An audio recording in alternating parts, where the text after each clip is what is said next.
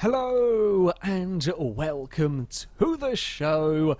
We are going to start today by sending another convertible around the Wreckoning. You see, the Malloc kind of didn't get very far. It was a little bit of a failure. Quite a big failure. Quite a terrible rear issue went on with that car. Kind of all collapsed. And I am very curious to see how the sort of structural integrity of a car that perhaps wasn't initially designed to be a convertible is going to fare in Beam. So we've gone for a Sunburst. Now this, a relatively high-end sporty variant of the car, quite similar to the FailRace Motorsport Sunburst that has gone around a little bit earlier. So they've kind of got some interesting comparisons to potentially have, at least, between the vehicles, and we'll see which one can get further. This car has got to try and make it onto its second lap for sure. It's a little bit, it's after the first death jump. It's got to try and get past that area on its second lap, and yeah, we will see what might fall apart in this car. Now, speed and so on shouldn't be a problem in this. We have got plenty of it. If anything, there is so much power on tap here. It'll be easy to overshoot a lot of these jumps. Perhaps not as bad as some cars that have gone around here, but certainly it is something that's it's something very easy to catch you out with, and I am hoping we will get things right with this car. So far, actually not looking too bad. We have cracked the windscreen. We're starting to lose the front bumper. Bodywork hasn't actually been too much of a problem so far here. It wasn't too bad at the Baja circuit, but yeah, most of the time the bodywork here, I think because the impacts are quite harsh, a lot of the time bodywork is just flung clear of the car in impacts, so we don't have too many problems with cars eating bits of their own bodywork. Across the jump we go, absolutely lovely from the Sunburst, although that's why I slowed it down, because the back end on this, it is all-wheel drive, but the back end is feel rather on the wiggly side when you go to boot it, and I don't want to be going over one of these crests sideways. That would just not end well for anybody involved. You see there again, we've got a little bit of oversteer, a little bit of wheel spin. It's given us a small bit of problem going across the pit. Thankfully, pretty much the rear bumper took the hit there. Now, we've got to try and get across the river. We are fine. Okay. It's going well so far. It is going very well, actually, in this car. Although that little bump there is just, I say bump, it's the hill that we drive across is actually deceptively mean to cars. You can bend and tweak steering. We saw it do all sorts of damage to the hopper at that part. It's not as spectacular as the other jump, or as I say, it's not as spectacular as the jumps around the track. It's not as spectacular as Pothole Alley, for example, but it can be all that is needed to tweak and brake steering. Oh god, the car does not like going through there. That is far too stiffer a sports suspension for you, trying to tackle quite a rough piece of road. Steering is now starting to pull a fair bit to the left, but we have only got a couple more jumps to try and survive if we are to beat the FailRace Motorsport Sunburst. Again, I've got to get it slowed down because the suspension just can't deal, especially not in the state it's in at the moment, can't deal with those bumps.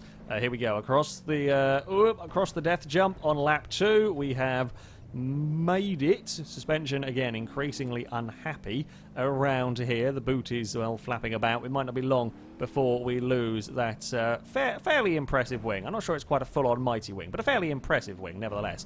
And how long that boot is going to stay attached is, well, anyone's guess.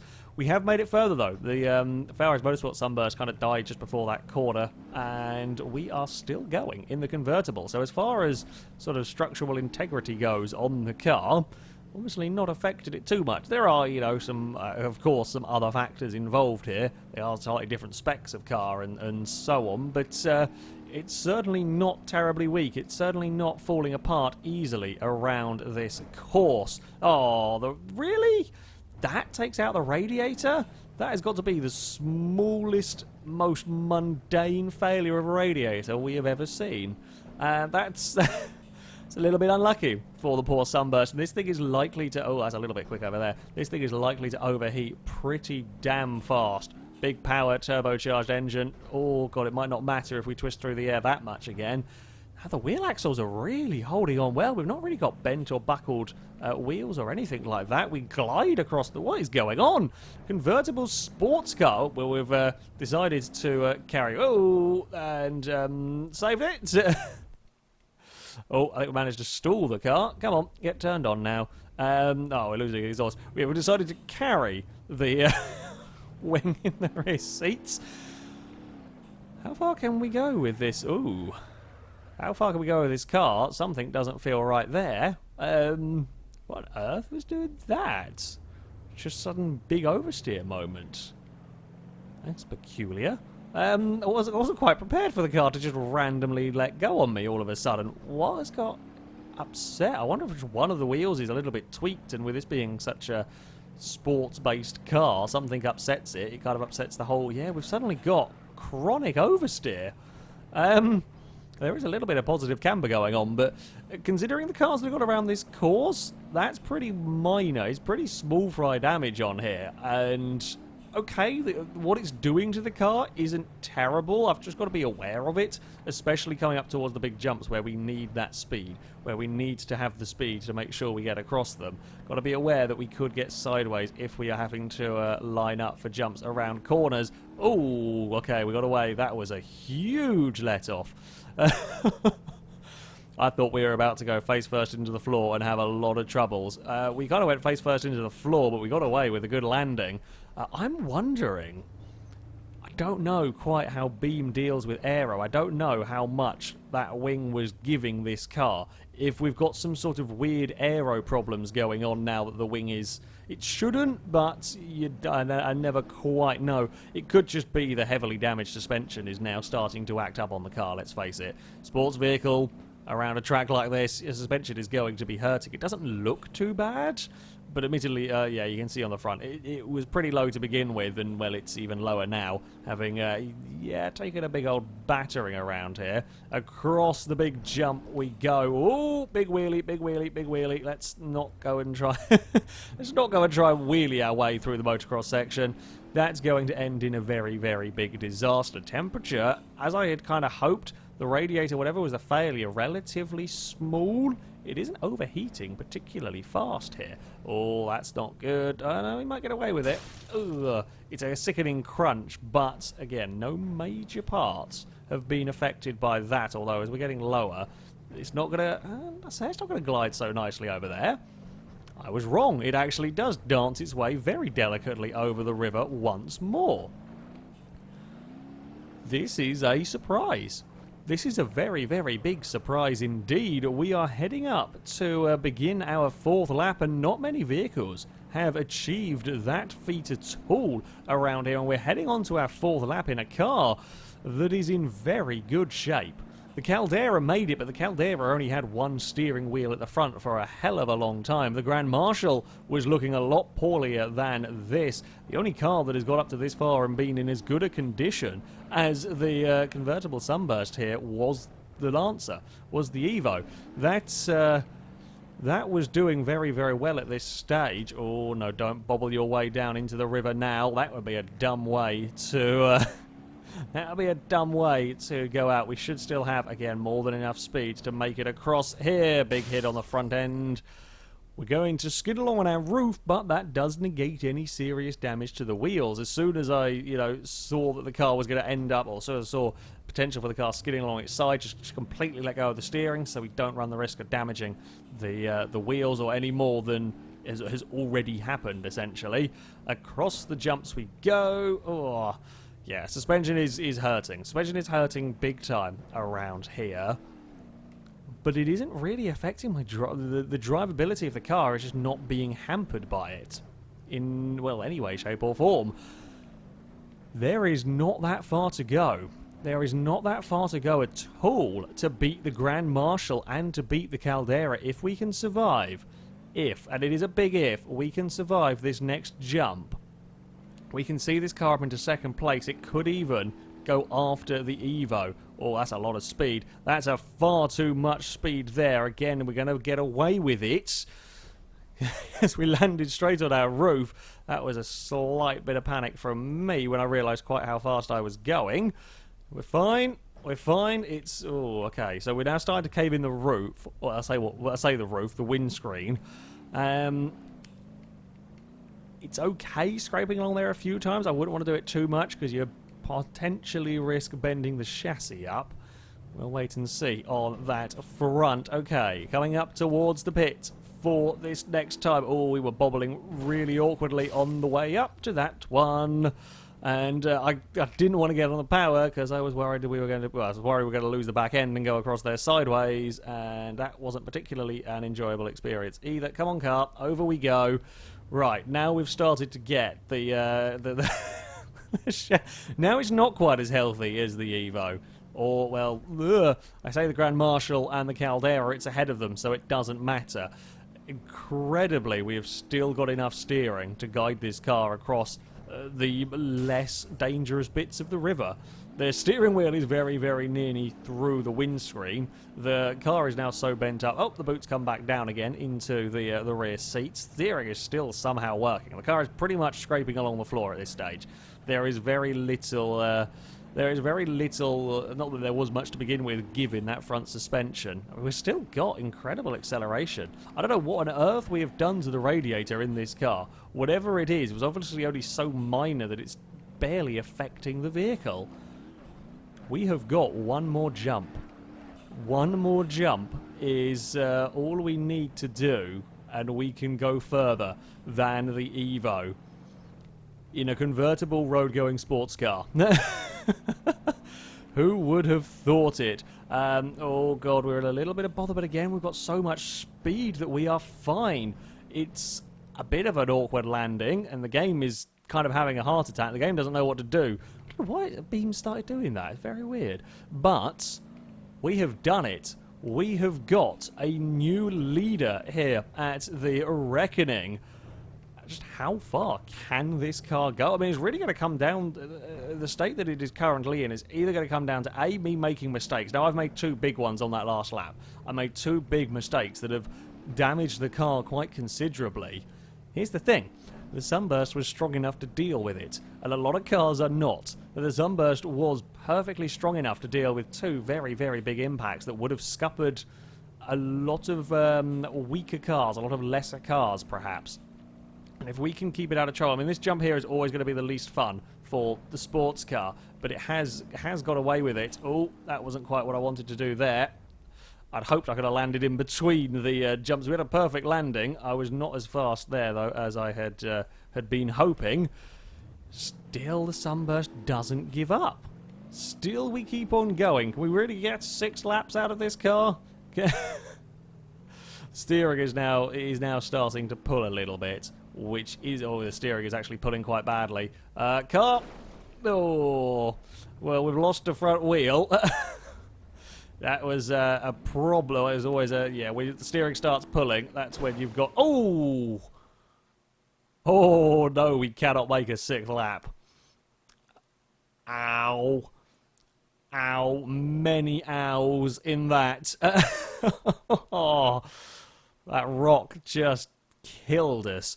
Yeah, one of the... I think it was... Whatever the jump is before the pit. We went across there when we landed that tweaked the steering, and as I came up towards the pit, having been driving the car so nicely, I just wasn't ready for that. I wasn't ready to deal with that, and the landing across the pit took out the wheel, and well, with the car then misbalanced as we came across the river and having, well, difficulty steering. I was trying to keep it out of the rocks, but we just clipped that, the big bugger, and that is everything dead. It was actually main engine failure. I think we snapped a drive shaft as well, but it was main engine failure in this car. However, that all being said, we have a new leader, and what a mighty performance from the Flatmobile Sunburst it truly is. Well, I'm not really sure quite what can follow the Sunburst, so it's going to be down to a truck. Yes, the T-Series is going to have a try and maybe survive onto a 2nd lap. The Euro semi-truck did actually make it on to lap number 2, so there is maybe potential, possibilities for this. The Euro truck was smaller and lighter, however, and certainly seems to be better in terms of putting its power down. This seems to be a little bit on the wibbly wonky side. That is the best way to describe the power delivery going on in this truck. We're just going to stick it into a 10th and hope. Concerns for this drive shaft, primarily. Twisted chassis is another big one that could afflict the truck. I have given it the most powerful turbocharger that I had access to in the hope that we might be quick enough to make it across these jumps, and we are. First jump has been cleared. Can it keep clearing jumps, though? That is the very, very important question here. It might get this next one. Oh, yes, it does. Now, the big concern, well, there are so many things that can go wrong in the heavyweights. It is the sort of shock through the chassis on the landings. There are big jumps around here, and the trucks did not like Baja Rama with sort of one big jump, and I guess sort of the motocross. The motocross section at the Baja Rama circuit was kind of the shaker almost, that just did repeated damage, whereas this has just got some big impacts and slightly less in the way of that repeated battering.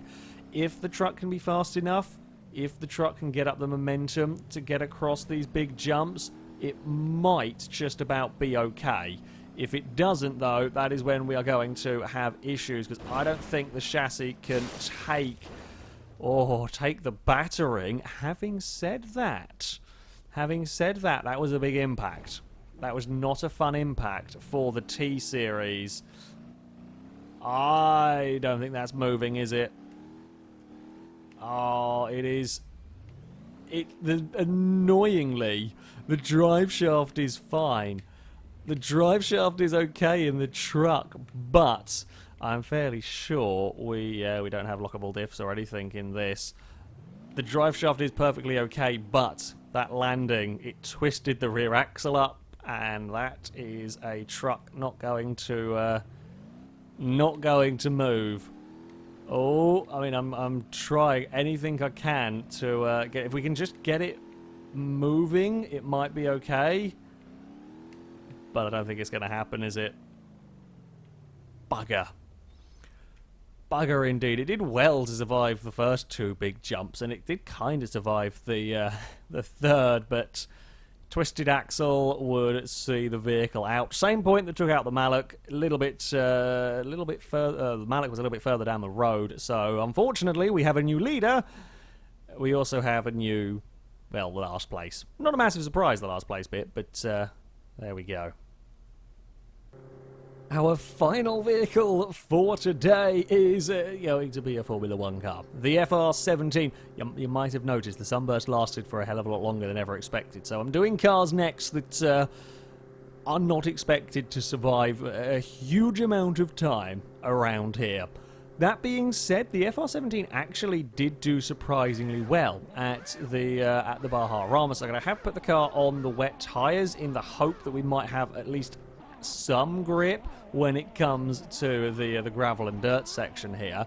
The Formula 1 car is not a lover of the bumps, funnily enough, as you can see it bucking around. Now, there is an off-road configuration for this car, but the suspension breaks in really bizarre ways almost immediately, so I have elected not to use that one, and we have instead got the road-going car that is probably going to brake in a fairly rapid manner. Now, of course, we do have plenty of acceleration in a Formula 1 car to see us across the jumps. Look at that! Jump number 1 completed in surprisingly clean fashion. See if I can get these speeds perfect. If we can get the speeds perfect here, we might be okay. Just about, or for a little while, I should say. Might be okay is a relative term when it comes to driving a Formula 1 car around a destruction circuit. You know what's going to happen with this car in fairly quick fashion is that a wheel is going to ping off, and then another wheel is going to ping off, and then we're going to be stuck.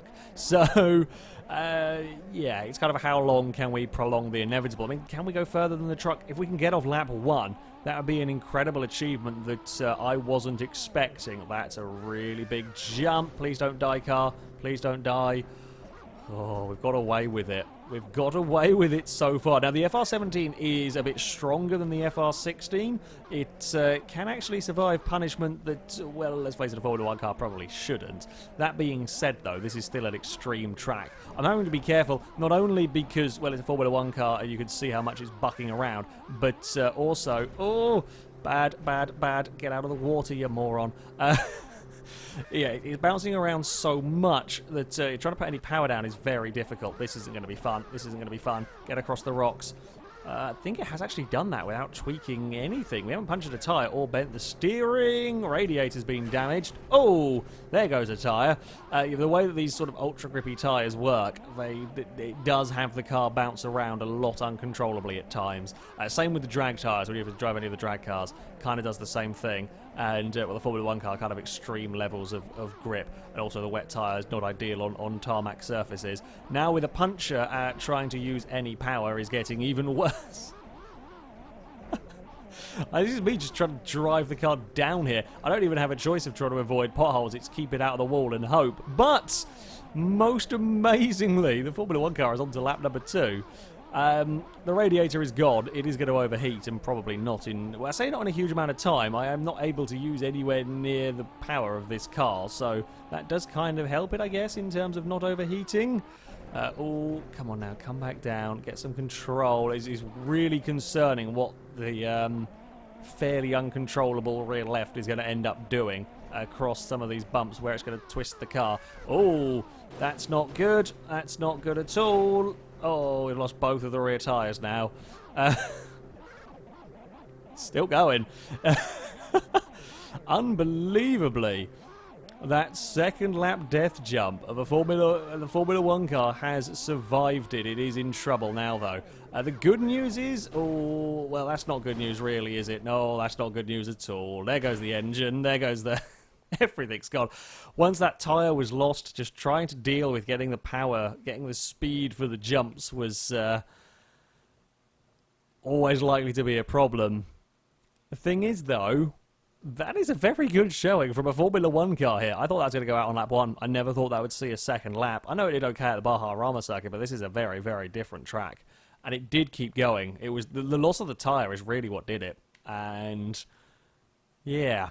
Twisting and bouncing and generally problematic areas for the Formula 1 car would see it go out, but beats a huge number of cars in the process, so well done to that.